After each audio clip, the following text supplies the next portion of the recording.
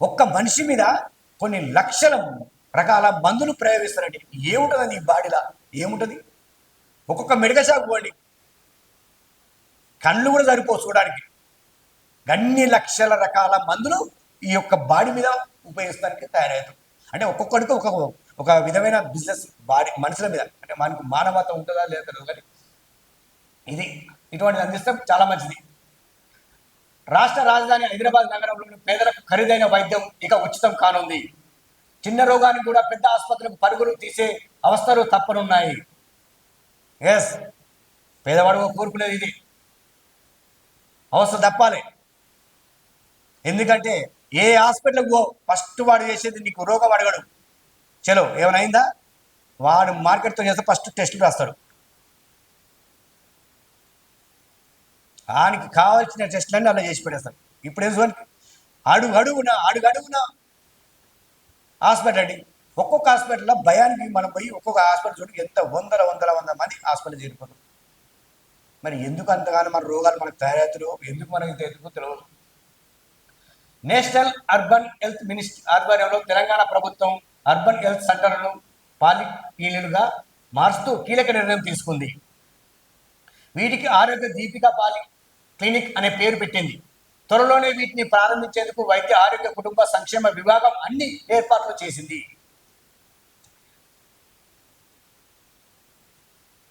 వీటిలో ఉస్మానియా, గాంధీ వంటి ప్రతిష్టాత్మకమైన వైద్య కళాశాల నిపుణులతో బస్తీలోనే సేవలు అందించనున్నారు. నగరంలో పెరుగుతున్న జనాభా అనుగుణంగా ఈ సేవలు చేస్తున్నట.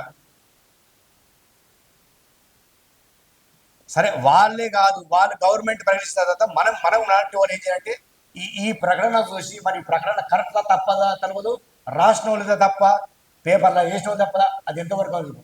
కానీ ఇది మాత్రం అనుకుందాం, ముందనుకుందాం. దీని మీద కూడా మనందరూ దృష్టి పెట్టి దీన్ని చెడు మార్గంలో తీసుకోపోకుండా గవర్నమెంట్ తీసుకున్న నిర్ణయం ప్రతి పేదవాడి కోసం తీసుకుంది కదా, అది ఎంతవరకు అందుతుంది అన్నదే మన ప్రయత్నం.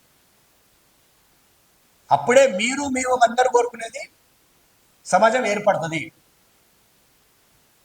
మొన్న చదువు విషయంలో నిర్ణయం తీసుకుంది గవర్నమెంట్, ఈరోజు వైద్య విషయంలో తీసుకుంటుంది. అంటే మనలాంటి వేదిక ఉన్న వాళ్ళు కూడా ఇలాంటి ఇది జనాలు తీసుకపోతే కొన్ని మార్పులు జరుగుతాయి, 100% జరుగుతుంది. జరగాలని కూడా కోరుకుంటాం. ప్రతి పేదవాడు కూడా వైద్యం అందాలి.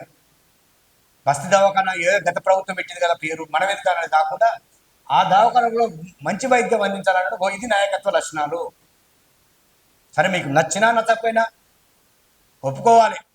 ఎందుకంటే మనం రాజకీయాలు కాదు కదా మనకు కావాల్సింది, ప్రతి పేదవాడు బాగుండాలని కదా.